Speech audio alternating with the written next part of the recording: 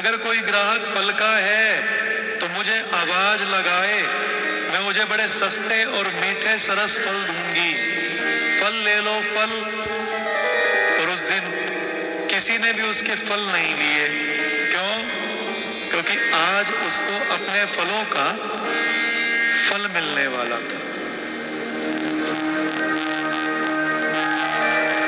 तब वह नंद भवन में आ गई, थक गई, पेड़ के नीचे बैठ गई, मन में विचार करने लगी, आज तो कोई ग्राहक ही नहीं मिला, आज तो किसी ने मेरे फल ही नहीं लिए।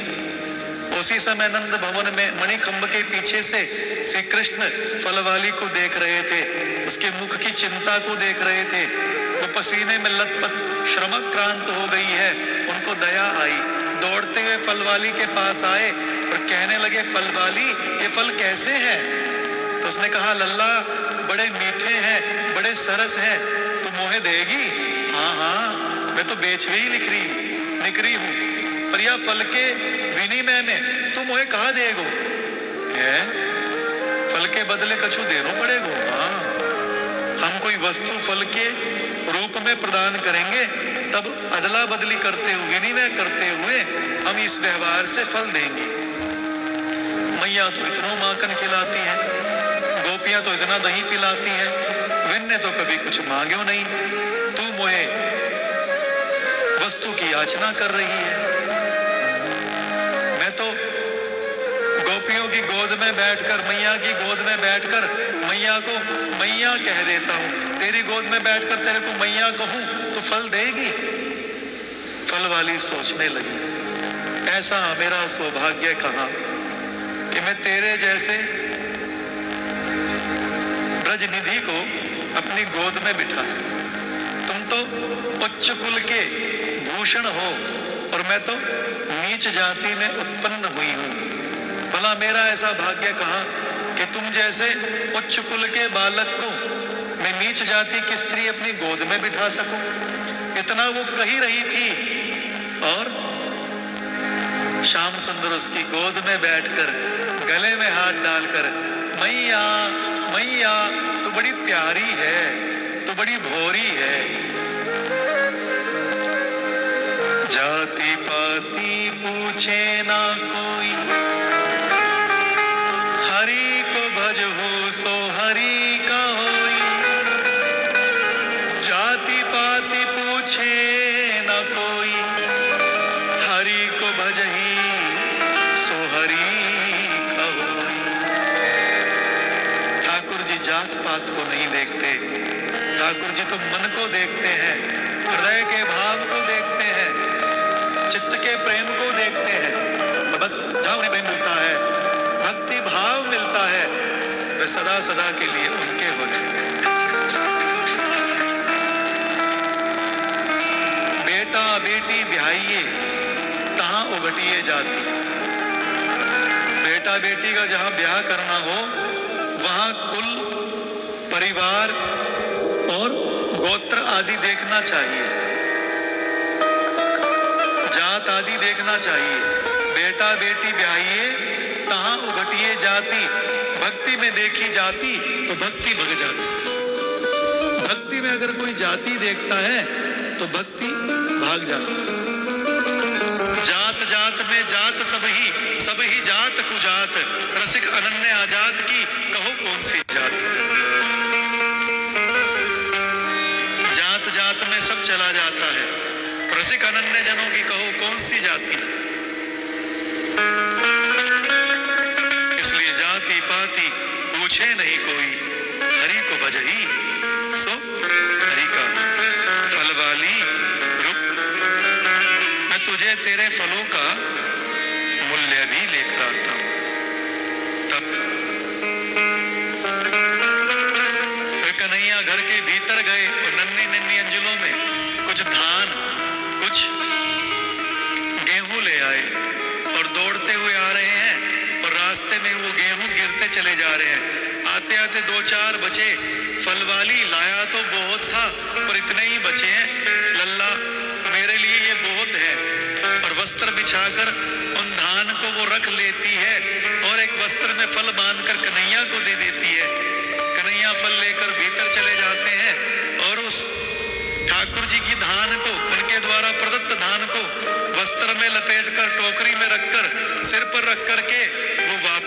आती है और आते हुए क्या कहती है, आज तो बड़ा अच्छा सौदा हो गया, आज तो बड़ा सस्ता सौदा हो गया, आज तो बड़ा अच्छा सौदा हो गया, कि सहसा उसकी टोकरी भारी हो गई।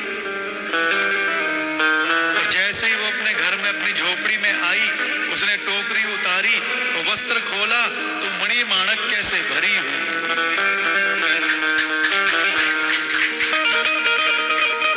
आज श्याम सुंदर ने उसके फलों का फल दे दिया, अब उसे अपने जीवन में फल नहीं बेचने पड़ेंगे, अपना प्रेम दे दिया, उस प्रेम के रंग में अब वह फल वाली सदैव भक्ति के रंग में रंगी रहेगी। ये दृश्य आकाश से नारद जी देख रहे हैं और गा रहे हैं।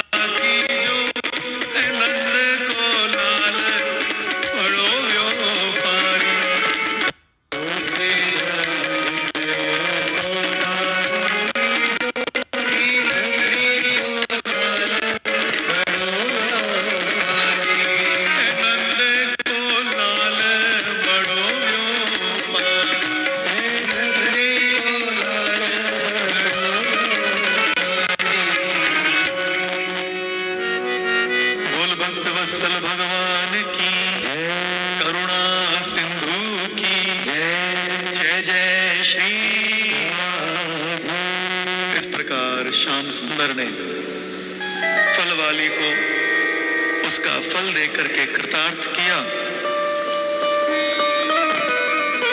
एक दिन की बात है, नंद बाबा ने वयोवृद्ध गोपों से कहा कि यहाँ गोकुल में नित्य प्रति नए नए उपद्रव हो रहे हैं, उत्पात हो रहे हैं। ऐसे में हमें अपने लिए कोई सुरक्षित स्थान ढूंढना चाहिए जहां हम कृष्ण और बलराम के साथ, अपने गोधन के साथ सुरक्षित रहते हुए अपने जीवन का निर्वाह कर सके। वृंदावन का तब उन गोप वृद्धों में एक वयोवृद्ध गोप थे जिनका नाम था उपनंद। उन्होंने कहा, मुझे ऐसे स्थान का पता है जो समस्त प्रकार के सुखों का देने वाला है, हमारे कृष्ण और बलराम के लिए सुप्रद है और हमारे गोधन के लिए घास आदि चारा देने के लिए उपयुक्त है और हमारे जीवन निर्वाह के लिए भी सुख का मूल है। नंद बाबा आदि ब्रजवासियों ने पूछा, कहो उपनंद, वो कौन सा स्थान है? तब उपनंद जी ने कहा, वनम वृंदावनम नाम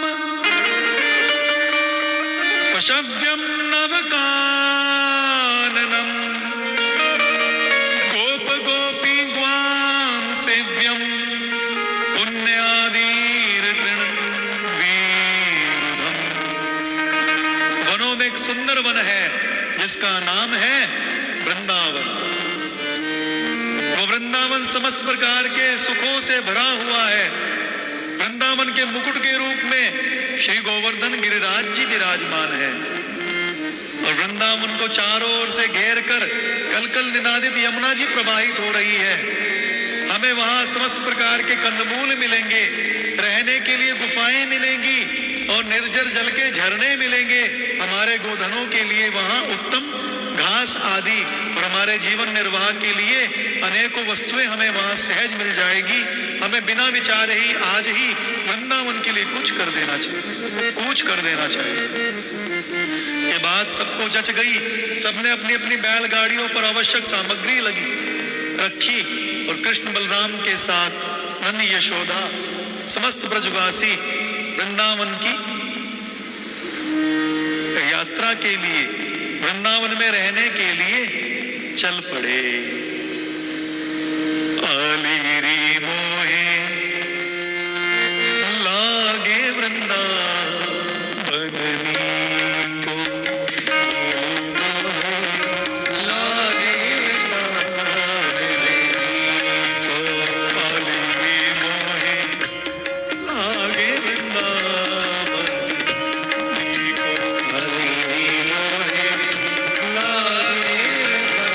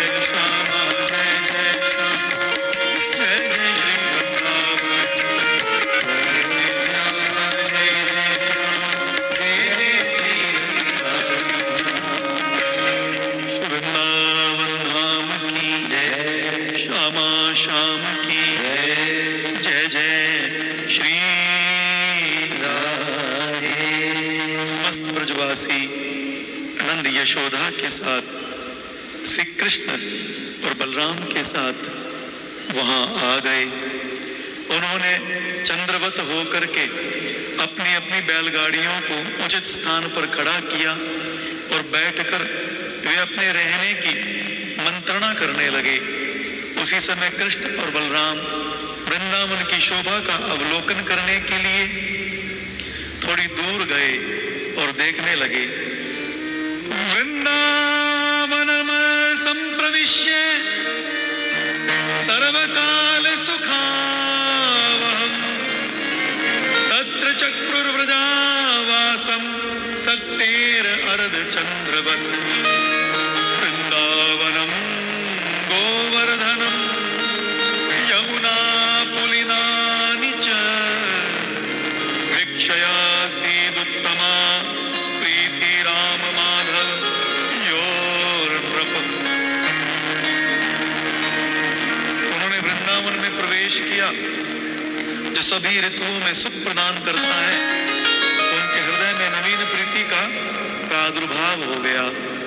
उन्होंने यमुना जी का दर्शन किया, गिरिराज जी का दर्शन किया, पावन पुलिन का दर्शन किया, लता पताओं का और सारस हंस चकोर मोर नाना प्रकार के वन्य पशु पक्षियों का दर्शन कर उनके हृदय में नवीन प्रीति का प्रादुर्भाव हुआ।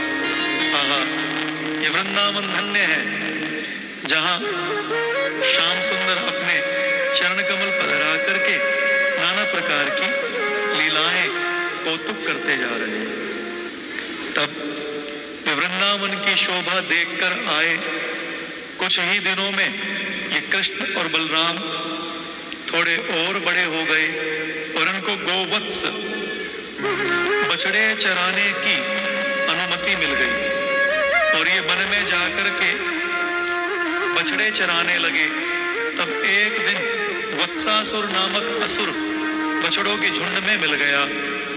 भगवान श्री कृष्ण ने बलराम जी को संकेत करते हुए उसकी दोनों दुलत्ती पकड़ ली और आकाश में घुमाकर पृथ्वी पर दे मारा और श्री कृष्ण के हाथों वत्सासुर का उद्धार हो गया। एक दिन श्री कृष्ण की सहभोज करने की लीला हुई तो आज तड़के ही ये जल्दी जग गए और भोर में ही संग के ग्वाल बालों को श्रृंगी बजाते हुए इन्होंने अपने मन की बात जनाई और सबने अपने अपने घर से अपने अपने पात्रों में कि आज यमुना तट पर ही भोजन करेंगे। वे भोजन की सामग्री लेकर श्री कृष्ण के साथ बछड़ों को चराने के लिए वन में निकल गए और वहां श्री कृष्ण के साथ बछड़े हरी हरी घास चरने लगे और ग्वाल बाल उनके साथ नाना प्रकार के खेल खेलने लगे। वन की शोभा को देखते हुए श्री कृष्ण यदि कहीं दूर निकल जाते तो मैं छीऊंगा ऐसा कहकर ग्वाल बाल दौड़ लगाते और सबसे पहले श्री कृष्ण का सुख प्राप्त कर उनको छू करके सुख मानते और जोर जोर से हंसने लग जाते। श्री कृष्ण मोर के साथ नृत्य करते, वानरों की नकल उतारते, कोयल के साथ कुहुकते, परस्पर किसी की वस्तु लेकर के और उस वस्तु को उसे दिखाने के लिए कि लो, निकट आकर लो, और वह लेने आता तो दूसरे साथी के पास फेंक देते, उसके पास जाता तो वो तीसरे के पास फेंक देता, तीसरे से लेने जाता तो वो चौथे के पास, जैसे कंदुक लीला होती है। खेल खेलने वाला एक खिलाड़ी गेंद को पकड़ता है और अन्य खिलाड़ी गेंद को एक दूसरे के ऊपर फेंकते हैं। ऐसे श्री कृष्ण उनके साथ बाल लीलाएं कर रहे हैं।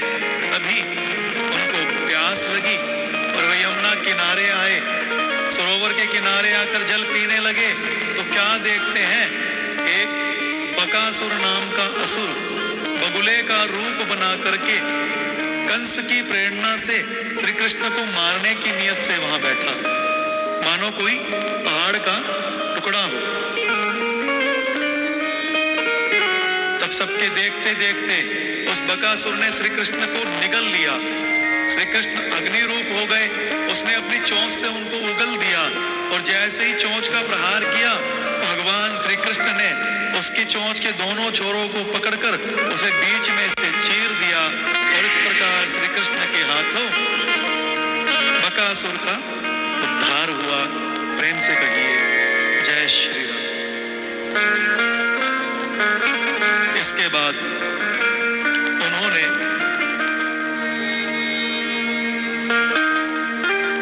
नाना प्रकार के खेल खेले, उन्हें भूख लगी और उससे पहले अघासुर नाम का असुर उनको मारने की नीयत से वहां पहले ही बैठा था।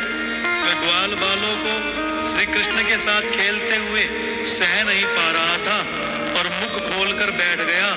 ग्वाल बालों ने समझा ये भी वृंदावन में कोई शोभा की वस्तु है और भोले भाले ग्वाल बाल अजगर के मुख में प्रवेश कर गए।